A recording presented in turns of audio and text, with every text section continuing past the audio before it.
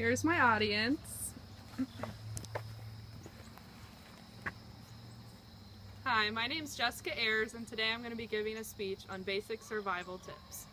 After listening to my speech, I want all of you to know some basic tips for survival, such as being able to purify your own water, how to build a camp, how to make a simple fire, and how to survive in different weather conditions. Now, most of you don't think there's a need for survival. When the day comes to be prepared, I want each and every one of you to know how to survive.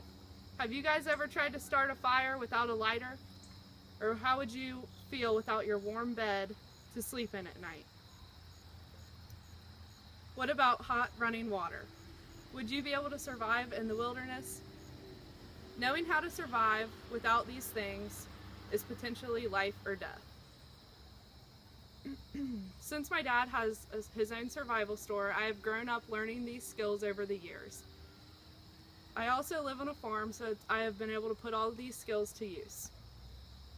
These skills aren't just useful for me, they're useful for everyone. You should know that you never know when this is going to happen or what's going to happen, so being able to survive on your own is going to be helpful to each and every one of you. Every time you turn on the TV, we usually see some kind of wilderness show, whether they're in the desert or stuck in a blizzard. You never know. So they aren't just on there for your entertainment, they're also on there to help you.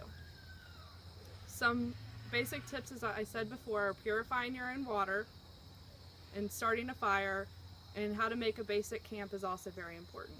So let's begin with the most important part of survival, finding our food and water.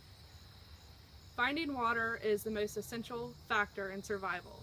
Without water for 3 days, you can get severe dehydration and you'll die.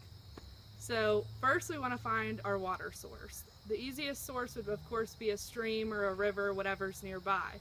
But not all of us have that luxury of having a creek or a river close by. So if that was the case, we would look for dew on the plants, and also different fruit trees actually have water inside of them. So if you're getting your water from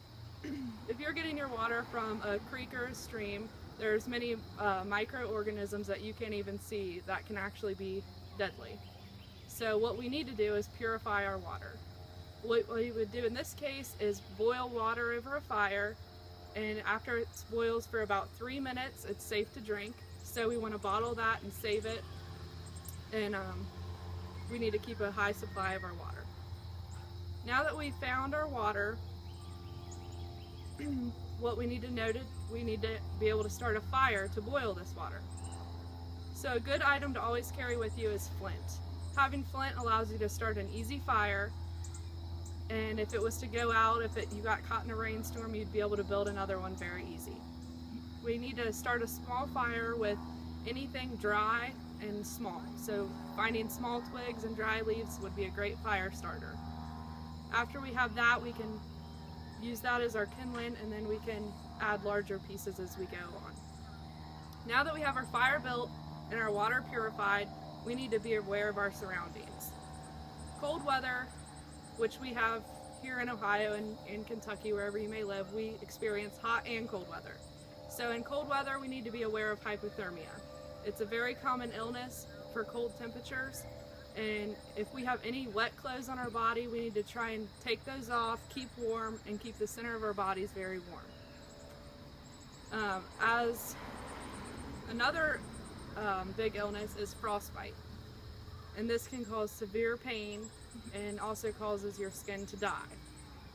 We need to make sure we have our shelter built by nightfall.